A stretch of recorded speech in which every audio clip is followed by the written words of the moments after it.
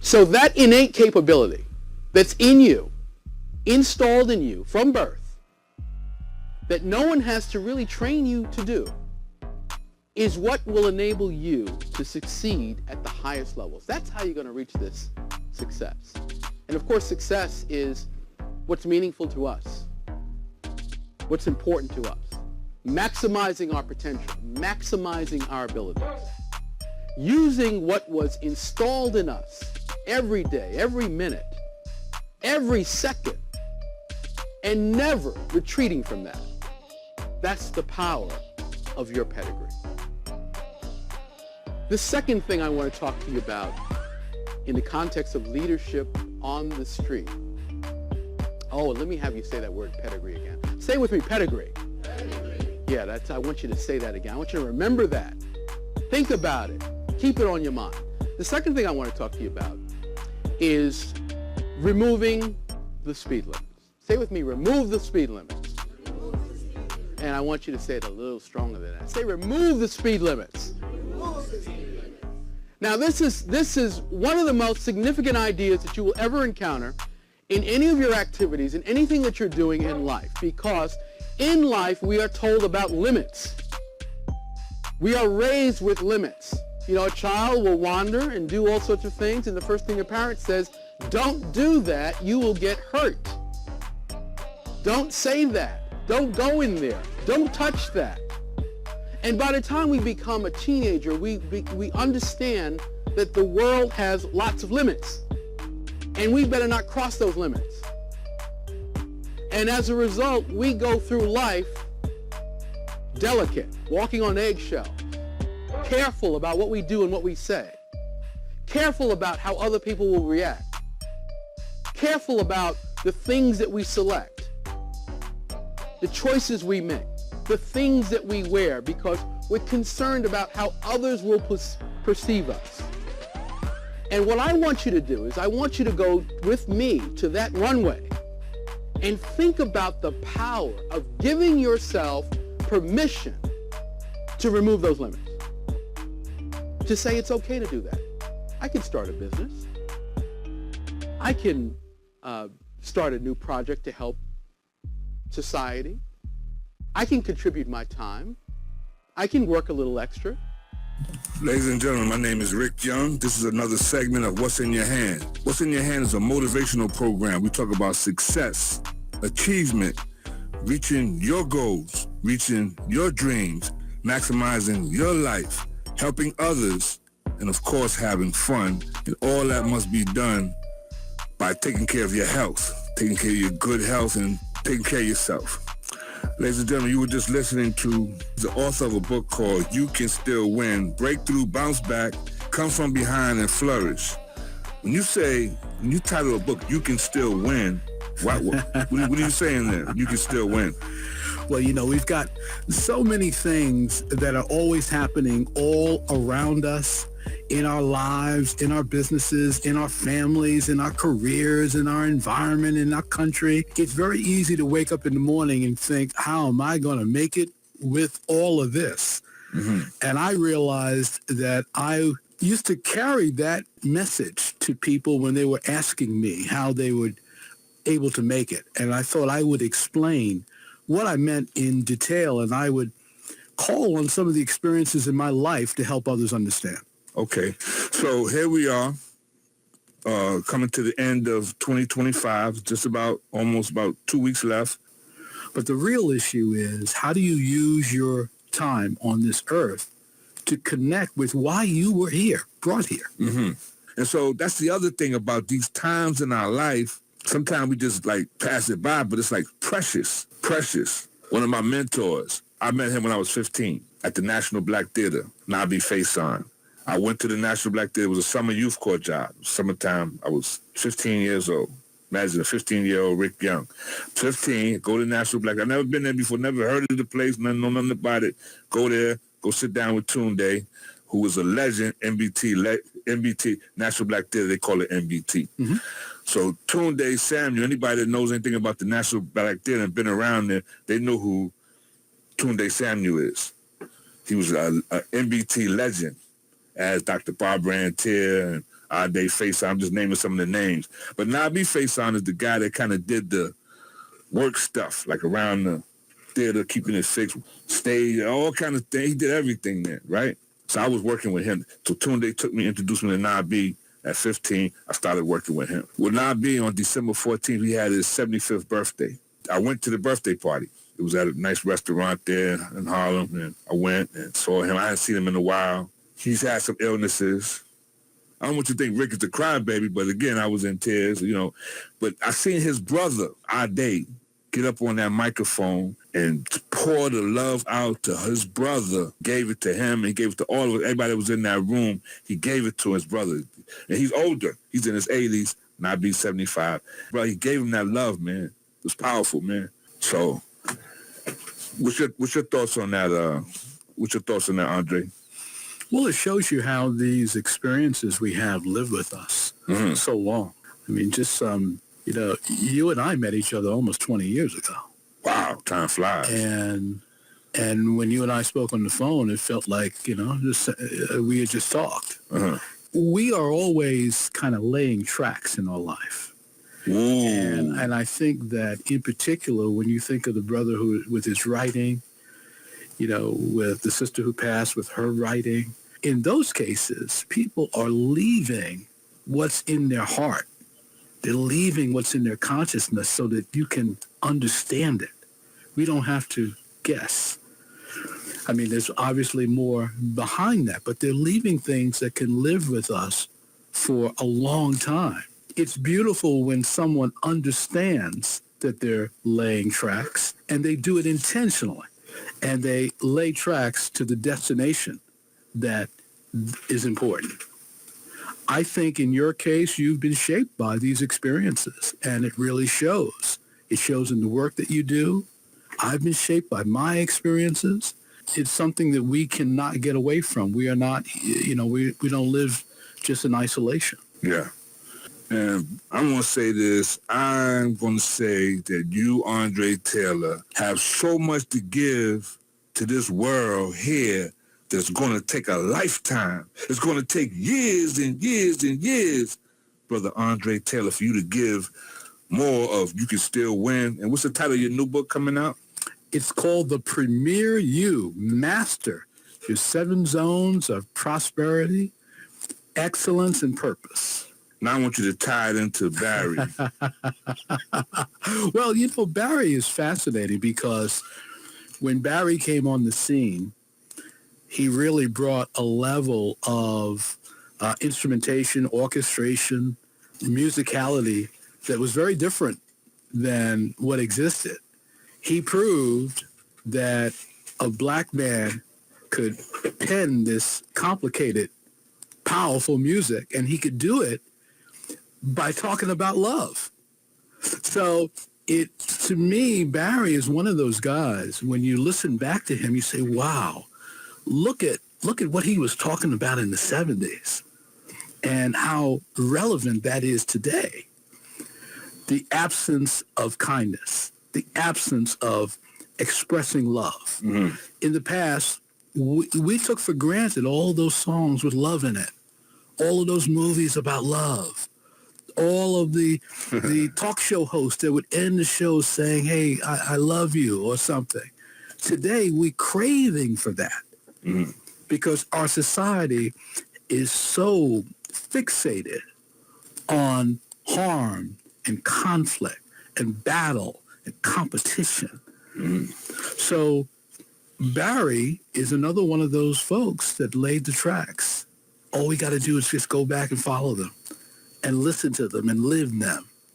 And he's a great inspiration for me. Brian Tracy, he says that you are extraordinary. You have so much potential and power in you that if you lived 100 lifetimes, you wouldn't still be able to bring all of it out. That's what's inside of you right now. Sometimes we get upset when things don't go our way. And I don't know if that's the way it's supposed to be. Because when something don't go the way we think it's supposed to go, why can't that just be the lesson? Even if it's what we don't want. Why can't it just be, okay, what's the lesson here? What's your thoughts on that, Andre? The lesson. Well, because the lesson could be the blessing. As you live, you often realize that the train that you missed, maybe you were supposed to miss it. How about that? The job you didn't get, maybe that wasn't the right job for you. How about that? And even the idea of thinking about something that categorizing it as late in life, I would challenge that, because sometimes we're not ready for something. You know, you see, for example, in the music business, you see a lot of people, they get fame and success and money, or at least financial success, quick, and they're not ready for it. And then you see others who, over time, you look at someone like Patti LaBelle, for example, what is she, early 80s or something? She's been doing it her whole life, evolving in different ways. So I think we evolve, and we have to appreciate that. And I think as things unfold, we become more and more who we were destined to be. And that really is what my new book is about, is emphasizing that within you, your purpose is really about becoming the best you. It's not becoming what they say or what someone else is doing. You know, we live in a world of great comparison, Instagram and all of these things. Everybody's looking at what other people are doing. It's about being your best and contributing what you can contribute. Let me get your website. AndreTaylor.com, AndreTaylor.com. You can also find me on YouTube at The André Taylor. I think I've got more than 700 videos there on YouTube that you can enjoy in different categories. I've done a lot of work in luxury consulting, so you'll see a lot of my work there, but you'll also see leadership. You'll also see prosperity. You'll see some of my other work and writing there as well. What do you have planned for 2026? Well, we've already begun 2026. I don't wait until the calendar. Okay. And I plan to, of course, I've got the new book coming out. I'm going to be doing some speaking. We're going to be shooting a lot more video, refining the content that we do in different directions, and just working on touching more people. I think that this is a world where we have to get back to some of the basics of being better people, of being kinder people, of being loving people, and being more conscious of our gifts and our talents, and really bringing those to each other. There was a guy named Peg Leg Bates, and he had a wooden leg, and he used to give these events, right? He had a big resort.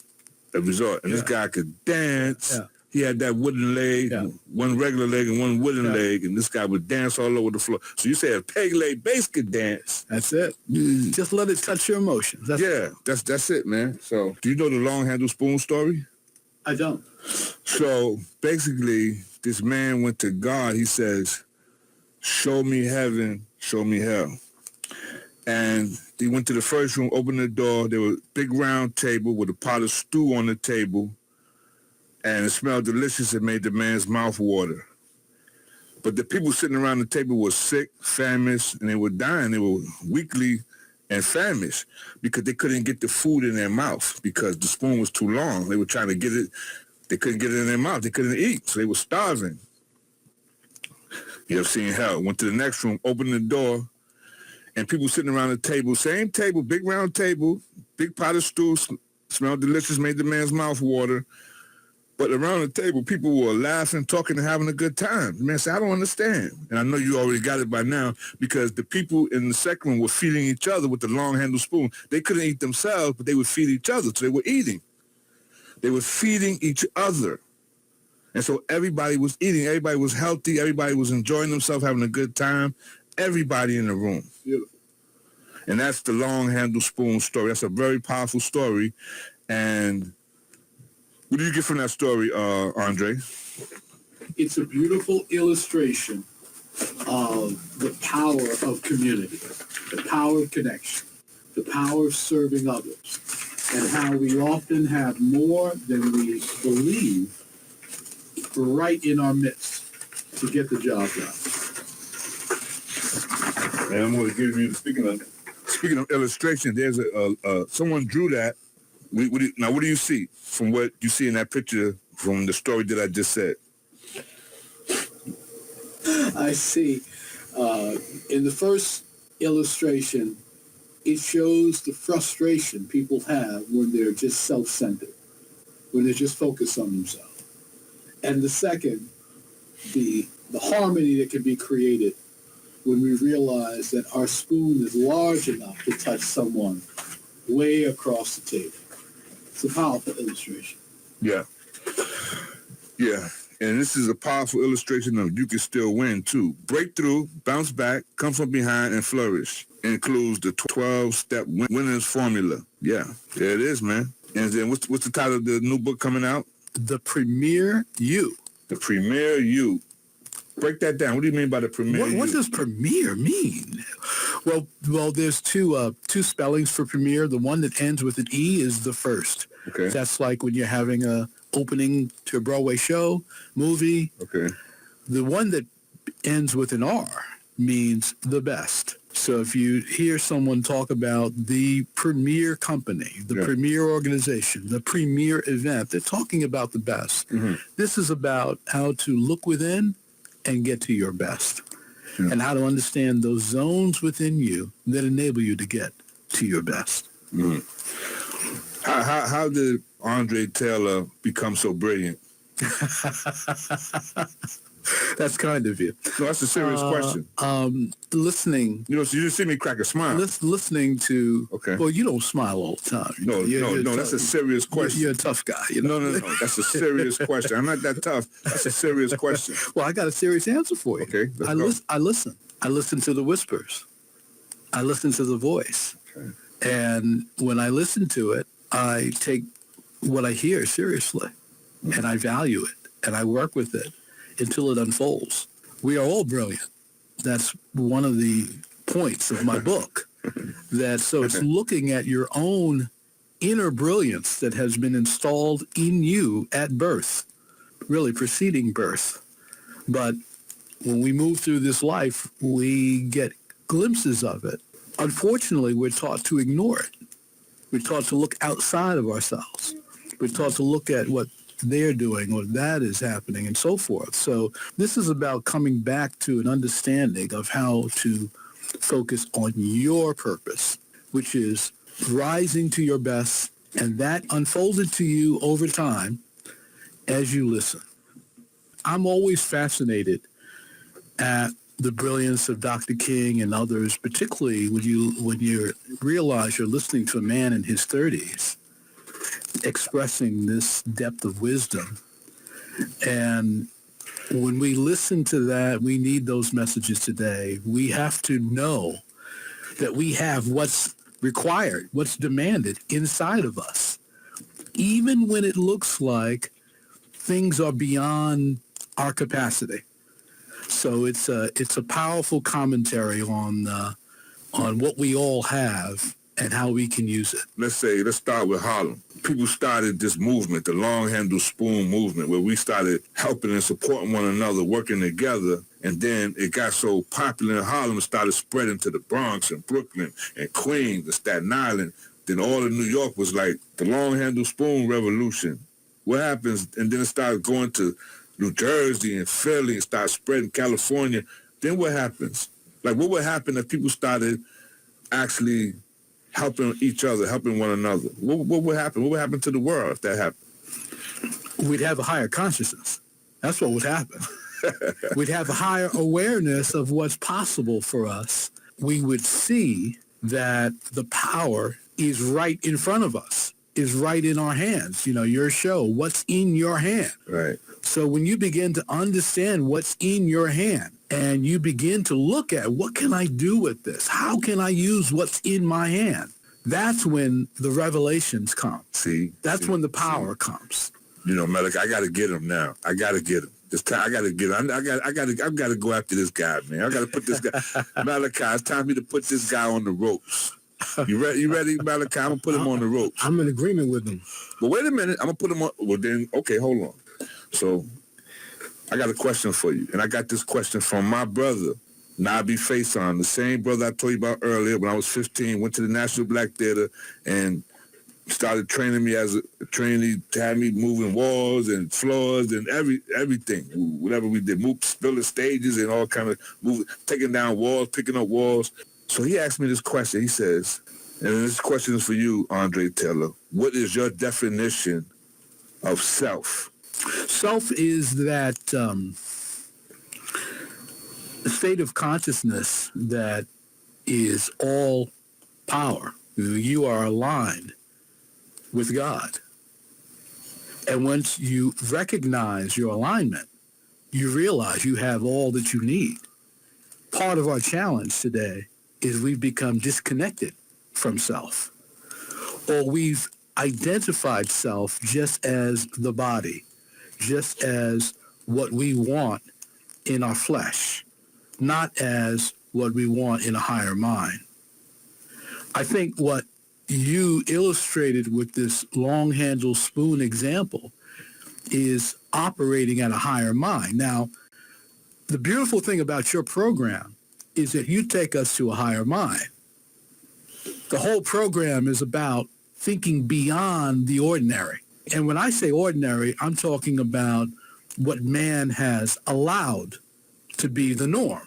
I mean, there was a time when we thought a little bit more like this more commonly. If you look at our programming, our media and all, that's why the brother who does the writing is so important, because he's able to take these ideas and present them in a way that people can understand them. But I think self is about being aligned with that high level of consciousness. Wow. You know what? Some guys, if you put them on the ropes, they're in trouble. But some guys, you put them on the ropes, they get dangerous. So you better not put them on the ropes, they get dangerous. And you just got dangerous on me there, man. That's it. So I got to switch it to, I'm glad you said that. That was the perfect answer. You learn how to fight on the ropes, you're a dangerous fighter, man. If you can fight on the ropes, and my teacher, Bobby McQuilla, taught me how to fight off the ropes. So I was dangerous on the ropes. When you hear this story that he's about to tell us, you're going to love this story, because when he told this story, I love this story. You know what story I'm talking about? He's setting me up now. Do you know what story I'm thinking about? I don't know. You don't? Okay. So now, yo, man, I'll put money on it. I'll put a $1,000, $1,000, $1 million that you're gonna love this story. So this brother André told me that one day he got on the bus. Tell me the bus story when the guy got on the bus acting all tough and acting like a gorilla on the bus. That story. Yeah, come on, man. Let me take a station ID real quick first. Real quick. WHCR 90.3 FM, New York. This is What's in Your Hand. I'm the host, Rick Young, and I got Brother Malachi, and I got Brother André Taylor, author of You Can Still Win. Brother Malachi, writer, great writer, Amsterdam News, and all that good stuff. So tell us the story, man. This wonderful story. Go ahead. I was in Manhattan, Midtown Manhattan, and I wanted to go across town from the west to the east side. And I was thinking of catching a cab, and I decided that, here's a bus coming. I could just take this right through the park. Jumped on the bus, made my way toward the back of the bus. I was sitting down, and there was a young man sitting on the back row, and he had his legs spread, and he looked very threatening and angry, and he's looking at everybody like, we're trying to challenge him. And I mean, the guy looked mean. And, most people, when you see someone like that, you kind of look the other way. And I was, I think I might have even been listening to something, but I looked over at him, and he was just staring me down, like what are you looking at? And and as he was staring at me, I said to him, have you ever thought of starting your own business? And he said, what? And I said, have you ever thought of starting your own business? You look like a leader to me. You look like a strong brother to me. And I could see him opening. I could see him thinking. And I said to him, what kind of business would you start? And he said, I don't know. What can I do? And we wound up in a conversation about starting a business as we were going across town. And by the time we got to the east side, you could see the warmth in him. You could see how his whole body changed. And he got off the bus, and when he got off the bus, I introduced myself. I gave him my card, or I might have even given him a book. I don't recall the specifics, but I do remember when he got off that bus, he said, "All right, Mr. Taylor, great meeting you." and I think what that story actually shows is that we're unified. And when you encounter someone who appears to not be connected to you in some way, if you recognize that connection, that unified self, that higher consciousness, you will be in a position where you'll be able to move forward in harmony, and you'll touch that person. And I think that is the essence of what the two of you have been saying this morning. Yeah. That's a bad brother right there, man. That brother is bad to the bone. That's a bad brother right there, man. I love that story, man. Yeah, that was deep. That's deep. What's your thoughts on what he just said, man, Brother Malachi? That's powerful. A lot of times what it is, like, people have so much self-hate planted in ourselves that we shoot down potential opportunities, and you were wise enough to recognize that and didn't get intimidated, and you probably changed that brother's life forever. You know what I mean? Wow. I've gotten messages from people I've forgotten. I mean, I remember once I was in a cab in Virginia, going from one town to the next, a pretty long ride, and I got a call. I was on the phone, and the driver said to me, "Excuse me, do you mind if I ask, what do you do?" And I explained to him what I did. And, I said, I write, I speak, I do conferences, and I try to help people become a better person. And when I left, I said, "I got something for you." And I gave him a copy of my book, and I signed it to him. And he said, "Oh, wow, thank you." Well, about 3 months later, I got a letter from him. And he said, "I want to thank you.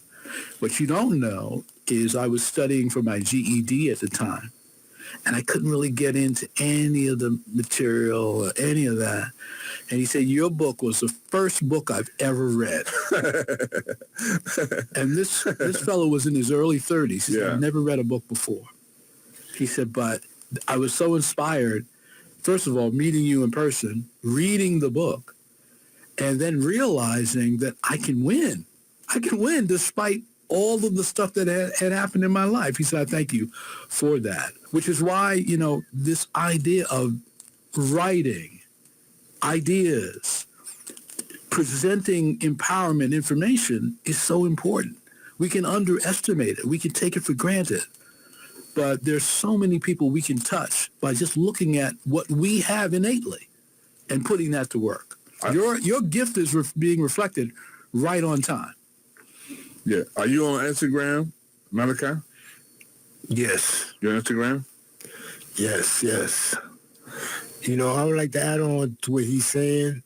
I don't mean to go off, but Steve Biko said one of the most potent weapons in the hands of the oppressors, the minds of the oppressed, and the information the brother's sharing now is I'm sure is very inspirational to others. It's inspirational to me, and I'm sitting here with him, you know what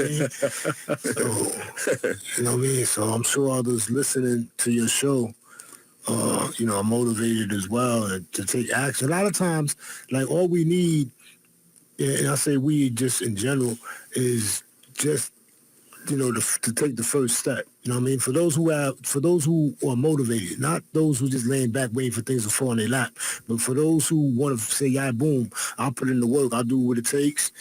We just need to be shown the first step. You know what I mean? And sometimes even more than that, because of course, first step, you're still learning. You know what I mean? So that's very commendable of you, sir. Well, I could teach you how to box. I could teach you that. Yeah. I could teach you how to box. I could throw a jab. Yeah. Snap that jab. That jab has to snap. Turn it over. Bring it back.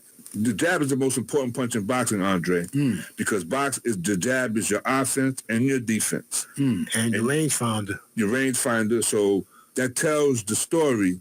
You use it to see how your opponent's going to react to the jab, and how he reacts to the jab, then you know what to do. This is metaphysics, brother. Yeah. You're giving us. Yeah, if you jab to the body and he reaches down there to block it, and my teacher told me if he does that, you do that like 3, 4, 5 times, he does the same thing every time, he blocks it the same way, then guess what? You know what he's going to do even before he do it. Yeah. So you're going to throw the jab to the body and you fake the jab, like you're going to throw it, and when that hand go down to block it, he's here, guess what you got? All of this. And then also you use it for defense too. Use it to keep him away. Matter of fact, when I was coming in, there's one of the security officers, he had done some boxing, and we always have a conversation. And he said he wants me to work with him to work with his defense. He's pretty good with his defense already, but that's what he said. But anyway, Howard Weston, who he had a show here for a little while, but at one time he was a boxer, welterweight, fought Tommy Hearns and Wilfredo Benitez. You know Howard Weston, right? Yeah, I met him a couple times. And he was the promoter at Madison Square Garden. So I was scheduled to fight Leroy Haley, who was a former junior welterweight champion. So Howard Weston told me, he says, man, use your jab like a 2x4 coming out a window, meaning throw that jab with some leverage to it. Get your body behind that jab. Make it. And I never forgot that. And when I fought Leroy Haley, that's what I did. I pretty much beat him with the jab. All day. Bang! Bang, snapping that jab. Pow, pow. You can beat your obstacles in life with your jab. Break it down. By jabbing every day. Okay. And understanding what happens when, tomorrow I'm going to make these calls. This is my jab. Okay. I'm going to see how they respond. I'm going to figure out how to respond to them when they say no on my offer. When they say no, they don't want to move forward. So now I'm going to study how I use that information to refine my pitch. And now I'm going to use the jab on the people I really want now. See, you are not only teaching boxing, you're teaching success. Mm-hmm. And everything you've just described to me, I immediately interpret it as moves in life. This is as I said, this is a metaphysical discussion. We're talking physical, mm-hmm. but this applies to what someone does after this call or during this show. Mm-hmm. What do you do this morning to demonstrate that you've got a powerful jab in life? Right. And the thing that Bobby taught me about fighting off the ropes, he said, when you back up to the ropes, he says, drop down. So by dropping down, you make your target smaller. Because you don't want to stand up like this on the ropes, giving all of this target, right? So you drop down, make your target smaller, and you constantly moving.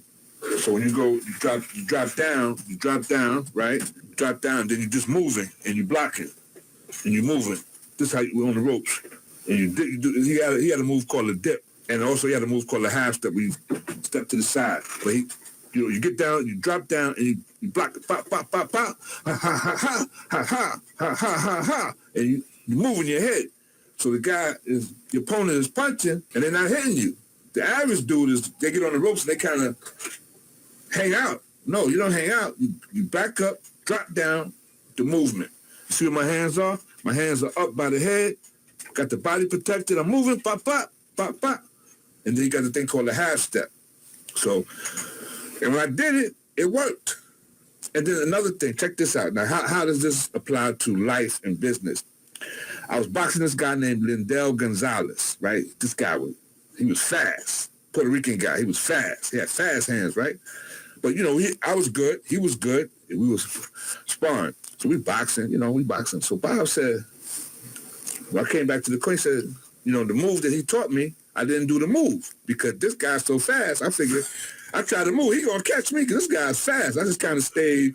He said, try to move. He said, you don't know if it's going to work unless you try it. Beautiful. I tried to move and it worked. I tried it again and it worked. And then, I tried it, didn't work, but now I knew that it worked. So now I have another arsenal in my repertoire because I tried it. I know it works. It don't have to work every time, but I know it does work. So even though Lindell was fast, I love Lindell Gonzalez. I used to love boxing him, man. He wasn't a hard puncher, but he was fast. And he could hurt you. could hurt you now. And me and him, boy, we used to get down, man. I remember we used to have some get down sessions in Gleason's gym, man. Yeah, it was a fun time. So what did you hear that about, what I just said about not making the move because hesitating, because thinking like, this guy going to get me if I make that move? There's so much in what you're saying, because I think about when someone, they wake up in the morning and they think, okay, I don't have enough money in the bank. It's holiday season. I got bills calling or bills that I can't pay. And what do I do? So instead of just kind of sitting there and getting hit, like, you're on the ropes, right? Instead of getting hit, you crouch down into your position and get focused on, okay, what is it I want? Well, I want to cut through here.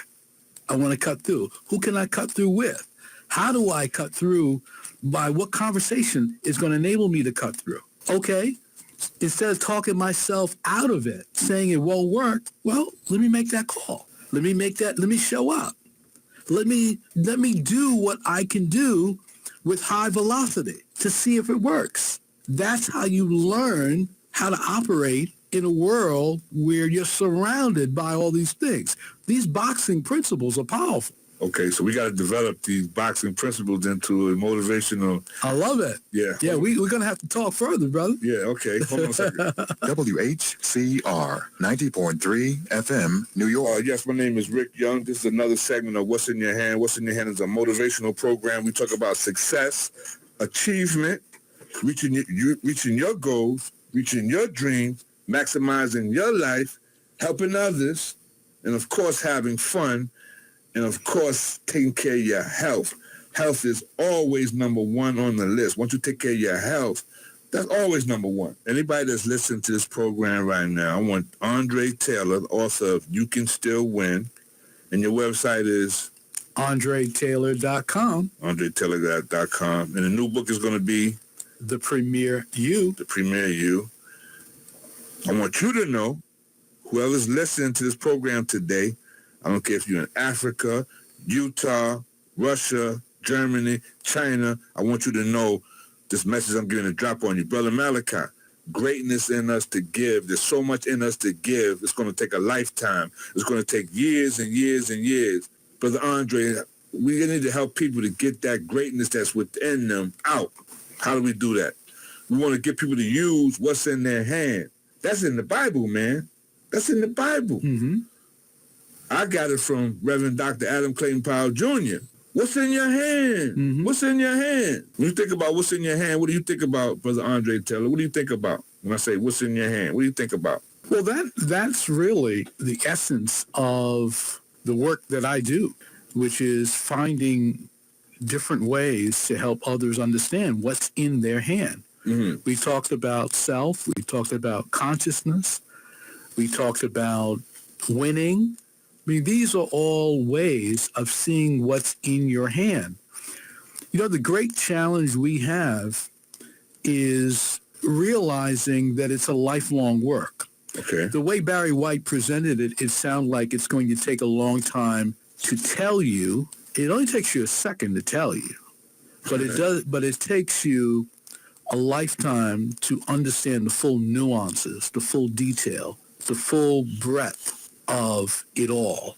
There are things that you encountered when you were a young man that you probably are just understanding today. And that's why the Bible, I'm not a Bible scholar, but that's why the Bible says it doesn't go to the swift and strong, but to the one who can endure. So what we have to learn is the capacity to stay aligned with our higher self and endure in that consciousness. Brother Malachi, when's your birthday? September 27th. September 27th, right? So check this out. I got this book here, right? Let's see. I got this book here. They got dates on it. And let's see, September 27th. Let's see what it says for September 27th. I was born with unlimited potential, so I choose to learn and continue to grow. I choose to live up to my unlimited promise. I choose to become the me I was intended to be. September 27th. This book is titled 365 Days of Positive Self-Talk. I'm wearing the hat. I got the hat the same color because I love the book so much, I made the hat. The Power of Positive Self-Talk. And that's your day. I mean, I didn't write this. I'm just reading what's on the page. Matter of fact, I'm going to go one more time with it because Thank you for that. This is your day. Wait a minute. I want to make sure this soaks in. This is your day now. September 27th. You see it? Yes, sir. Okay. I was born with unlimited potential, so I choose to learn and continue to grow. Ooh, Lord have mercy. I choose to live up to my unlimited promise. Oh, my God. I choose to become the me I was intended to be. Almost said a cuss word. Behind that one. I almost said a cuss word behind that one. When's your birthday, Andre? October 4th. October the 4th. Fellow Libra. October the 4th. Let's see what they got for October the 4th. Okay? October the 4th. Oh, Lord have mercy. Woo! It's my turn to stand. My time to shine. It's time to do what I came here to do. And I become the person I was destined to be. So I gather my courage, fortify my strength, and step forward with enthusiasm into my incredible future. I love it. October the 4th. The power of positive, 365 days. Love it. Of power of positive self-talk. Beautiful. Wow. It's my turn right here, right now. Mm-hmm. My time to shine. It's my time to do what I came here to do. Woo! And become the person I was destined to be. So I gather my courage, fortify my strength, step forward with enthusiasm into my incredible future. That's your day. Your thoughts, Andre, what you just heard. Well, that's just confirmation of those whispers I hear every day. Yeah. I'm not new to that subject, not new to that idea. Okay, but just hearing it, though. I live that. Okay. But how about hearing it, though? Now, how he knew